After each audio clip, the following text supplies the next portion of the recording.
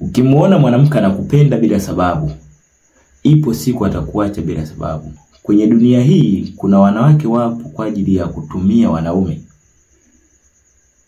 Anapambana kwa ajili ya kumpata mwanaume wa aina yoyote ili atimize haja zake, na akishatimiza haja zake basi hana mpango na huyu mwanaume tena, kwa sababu ana huruka za kiume.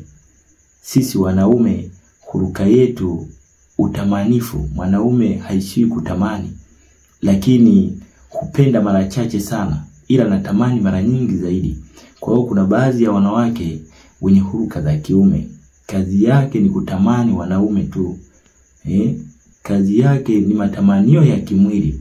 Akishampata ule mwanaume basi kwisha habari yake.